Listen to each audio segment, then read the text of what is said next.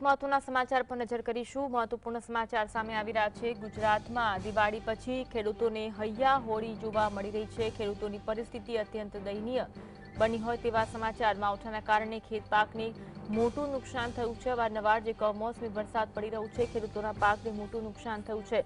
માવઠાના પગલે ખેડૂતોની હાલત જાણે કે દયનીય બની હોય તેવી પરિસ્થિતિ જોવા મળી રહી છે। મગફળી, કપાસ, ડાંગર સહિતના પાકને માવઠાના કારણે ભારે નુકસાની વેઠવાનો વારો આવ્યો છે, પરંતુ ખેડૂતો દ્વારા ડિજિટલ સર્વેની પ્રક્રિયા બંધ કરવાની માંગ કરવામાં આવી છે। જે ડિજિટલ સર્વેની પ્રક્રિયા છે તે બંધ થાય તેવી માંગ ખેડૂતોએ કરી। સર્વેની કામગીરી બંધ રાખી સીધી સહાય ચૂકવવાની પણ માંગ સરકાર દ્વારા કરવામાં આવી છે। સરકાર સમક્ષ કરવામાં આવી છે।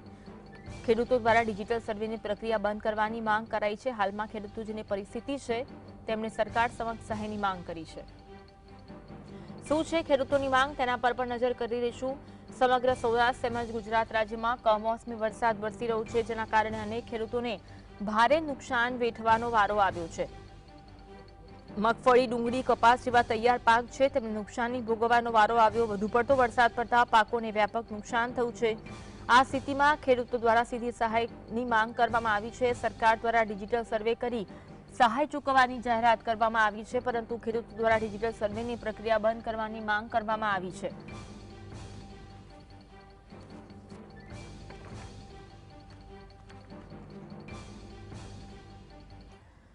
એક તરફ મુખ્યપ્રધાન દ્વારા ટ્વીટ કરીને ટૂંક જ સમયમાં સહાય પેકેજની જાહેરાત કરવામાં આવશે તેવી જાહેરાત કરવામાં આવી છે। ધરતીપુત્રો માટે રાહતના સમાચાર છે। બીજી તરફ તુરંત સર્વે થઈ તુરંત સહાયની જાહેરાત થાય તેવી માંગ કરવામાં આવી રહી છે।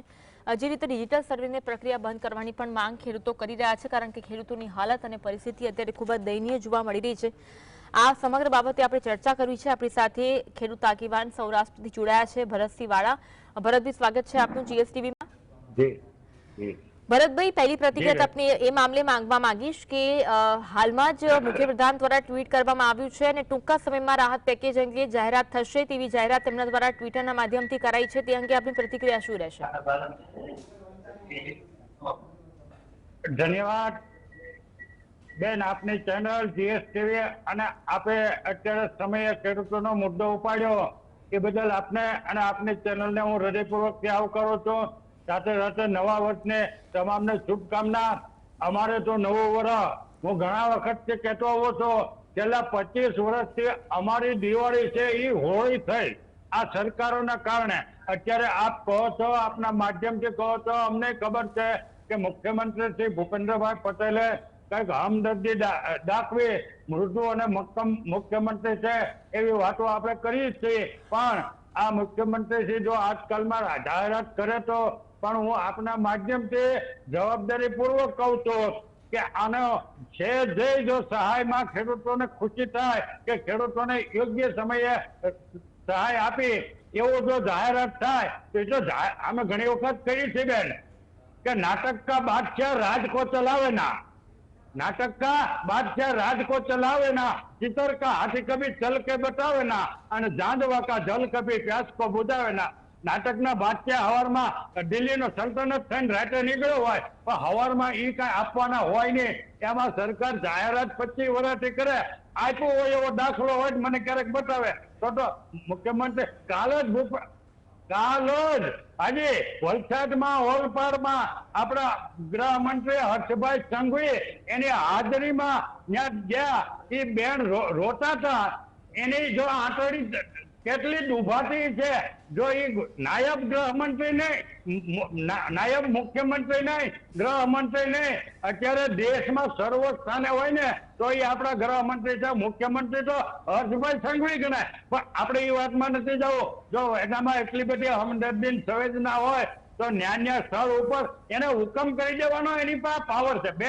બેન અમે એટલે કહીએ છીએ કે સરકાર પાસે, મુખ્યમંત્રીશ્રી પાસે આ પ્રજાનો જે તે ખાતા જેની પાસે આવ્યા હોય એ ખાતાના તમામ નિરાકરણ કરવાનો, સ્થળ ઉપર ઉકેલ લાવવાનો એની પાસે પાવર છે।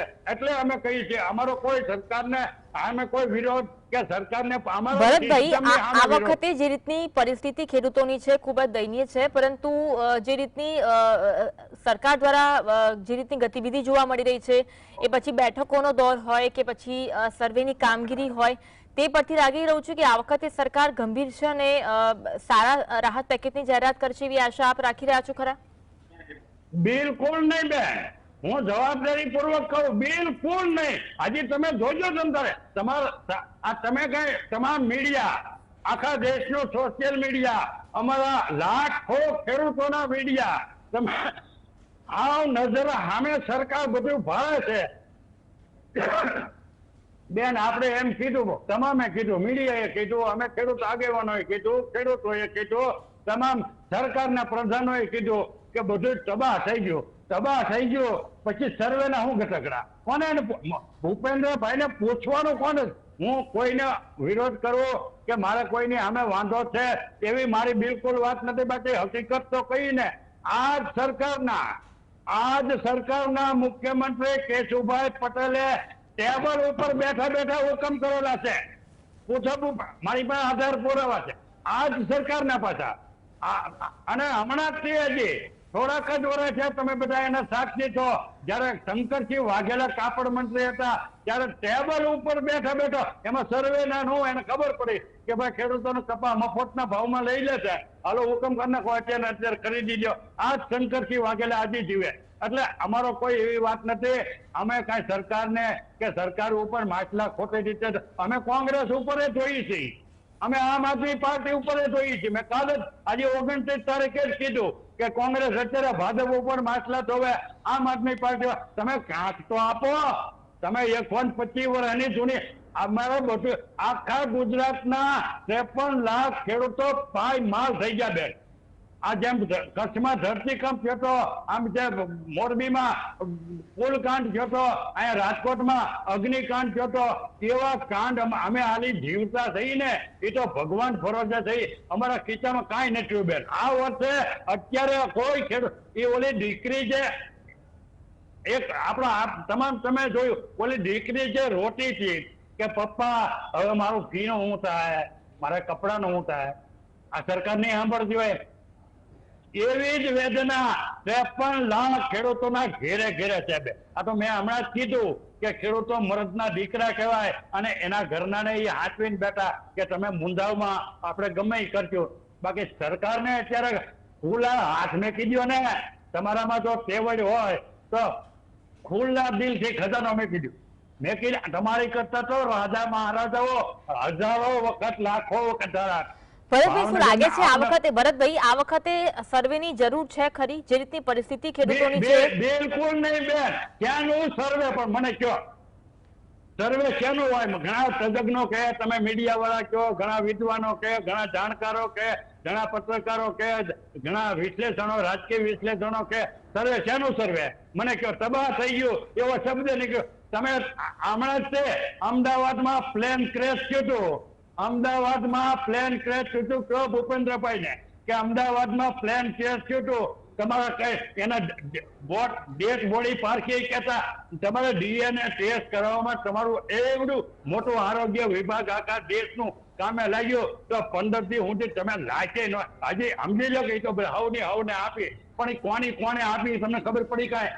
હવે એ તો મારા પરિવારને મળી ગયા ને એમ કે તમારા પરિવાર, એટલે મારે હાથ પડવાની રે. તમે આ અત્યારે લાશ કાંઈ પરખાય નહીં એવું થયું. અમારે કપાની ઉપર બેન, કપાના ભોંભરામાં રૂ આવી ગયેલો, એની માટે કપા ઉગી ગયો અને 5 પાંદડા કાઢ્યા. સરસ પાંદડા કાઢ્યા. સિંગ અમારી 5 રામ પડેલી છે, 5 રામ પડી કોથળા કાઢ્યા. હવે હું સર્વે? અને અમે કઈ હાલો સર્વે કરો તો આખા આ બધા ના પડે છે, ખોટા છે. બધા ખેડૂતો ના પડે સર્વે ને. કાલ પરમ દિવસ છે તો ભાવનગર, અમરેલી, ગીર સોમનાથ, અમારા તળાજા, મહુવા, ઘોઘા તમામ સરપંચો નીકળી પડ્યા કે હવે સર્વે ન હોય. બેન, તમારા માધ્યમથી કહો, જવાબદારી પૂર્વક કહો, 80% સરપંચો ભાજપ વાળા એમ કે અમારા ભાજપના સરપંચ છે, તો પછી હું એ ના પાડવા નીકળ્યા. હલો, અમે ના પાડીએ. તમે તમારા કેમેરા ખોટા, અમે કઈ વાત ખોટી, અમે બોલી વાત ખોટી, હકીકત સ્થળ ઉપર છે એ ખોટું. તો સરકાર કે હાથું એમને એનું. અને જો એનું મેં હમણાં જ કીધું, હવે તો સંતો મહંતોને આવવું પડે મેદાનમાં. હમણાં જ 1 કલાક પહેલા મેં 29 તારીખે કીધું હતું કે પૂજ્ય મોરારી બાપુને આવવું પડે, રમેશભાઈને આવવું પડે. તમે કાંક તો બોલો. તમારું માને છે સરકાર. ભારતીય કિસાન સંઘ માટે અમે માછલા થઈ એનું મુખ્ય કારણ તમારું સરકાર માને છે, અમારું માનતી નથી. અમને એ કંઈક જુદું ગણે છે. અમે સરકારને જુદી નથી ગણતા, પણ સરકાર હકીકત માનતી હોય તો અમને કાંઈ વાંધો નથી. બાકી ભારતીય કિસાન સંઘ વાળા કુરડીમાં ગોળ ભાંગીને વી આવે એટલે ભાઈ અમારે શું કરવું? ના છૂટકે. બાપુ અત્યારે બોલે તો વાંધો શું છે? બાપુ 5-25 ગામ મહુવા તાલુકાના દત્તક લઈ લે, બાપુનો વાંધો હું કાંઈ નથી રહ્યું એટલે અમે કહી છીએ. અને અમારા સંતો મહંતોનો તો પૈસા જોતાય નથી. તો હમણાં જ તમે જોયું ઉદ્યોગપતિનો આપે તો એનો વાંધો શું છે? હમણાં જ તમે જોયું સાવરકુંડલા તાલુકામાં જીરા ગામની અંદર બાબુભાઈ પટેલે એના બાની પુણ્યતિથિ નિમિત્તે આખા જીરા ગામના ખેડૂતોના 1 કરોડ રૂપિયા જેટલું લેણું હતું એક જ દિવસમાં પડી. આ તાજો પુરાવો. અત્યારે મહેશભાઈ સવાણી બધા આટા મારે છે, પણ હજી મગનું નામ મરી કોઈ પાડતા નથી. અત્યારે આવી આફતમાં તમે નો કામ લાગો. જી ભરતભાઈ, સૌરાષ્ટ્રના ખેડૂતો છે, તેમની હાલ પરિસ્થિતિ કેવી છે? કયા કયા પાકોને નુકસાન છે? તેમના પરિવારજનોની શું હાલત છે? થોડી જણાવશો? બેન, પરિવારજનોની હાલત છે ને અત્યારે એવી કફોડી છે ને, એ આ મુખથી વર્ણન કરવું હોય ને તો એ આ તમામ મીડિયા છે ને, એના જે સોશિયલ મીડિયામાં વાયરલ જે ત્યાં છે ને, એ જ એના પુરાવા છે. હા, એટલી બધી ખેડૂતો, એના બાળકો, એના પરિવાર. સમજી લો, જે ખેડૂત 1,53,00,000 ખેડૂતો છે, એ 53,00,000 ખેડૂતોમાં 5-5 એના પરિવારના જે એનો મુખ્ય પરિવારનો જે સભ્ય છે ને, એને તો અત્યારે મોત છે. એને એના પરિવારનું કરવું, અમારું બધું જ સાફ થઈ ગયું. એમ આપણા સૌરાષ્ટ્રના મુખ્ય પાક છે કપાસ, તેલ, એરંડા. અમારા મહુવાની અંદર, ભાવનગર જિલ્લાની અંદર ડુંગળી અમારા મહુવા તાલુકાની જ હું આપને વાત કરું. ખાલી એક મહુવા તાલુકાની અંદર 47,270 હેક્ટરમાં કપાસનું વાવેતર છે. 28,412 હેક્ટરમાં સિંગનું વાવેતર છે. 7,000 હેક્ટર જેટલું ડુંગળીનું વાવેતર હતું. આ બધું તબાહ થઈ ગયું. ભરતભાઈ, અંતિમ એક પ્રશ્ન કે જીએસટી ના માધ્યમથી આપ સરકારને શું કહેવા માંગો છો? જીએસટી ના માધ્યમથી સરકારને અમે વિનંતી કરી, આવે 2 હાથ જોડે ખેડૂતો કે તમે હવે આમાં કંઈક સુધારો લાવો, ખેડૂતોને દેવું માફ કરી. બેન, મેં 2000 જયારે નરેન્દ્રભાઈ પ્રથમ મુખ્યમંત્રી હતા ત્યારથી આ પત્રિકાઓ છાપી અને અમે કીધેલું છે કે અમારે તમારી જે આ બટકા ફગાવ પદ્ધતિ છે એ અમારે કાંઈ જોતી નથી. તમે સ્વામિનાથન કમિટીના નિયમ પ્રમાણે અમને ભાવ આપી દો, અને એ પ્રમાણે ન આપવો હોય તો તમે મારી આ 5 માંગણી છે અમારી એ સ્વીકારી લ્યો કે તમે ખેતી પંચ બનાવો, ખેતી નીતિ બનાવો, ખેતી માટે નાણાં પંચ આપો, ખેતીને 50%. એટલે અનેક માંગો, ઘણી બધી માંગો વર્ષોથી ખેડૂતો કરી રહ્યા છે, પરંતુ માંગ સંતોષવામાં આવી નથી. ને હવે સહાય પેકેજની જે માંગ કરી રહ્યા છે, સર્વે વગર સહાય પેકેજ થવી જોઈએ તેવી માંગ કરી રહ્યા છે. જોઈએ કેટલા દિવસમાં આ માંગ સંતોષાય છે. મુખ્યપ્રધાન દ્વારા ટ્વીટ તો કરવામાં આવ્યું છે. જી ભરતભાઈ, આભાર આપનો જીએસટીબી માં જોડાવા માટે. ચર્ચામાં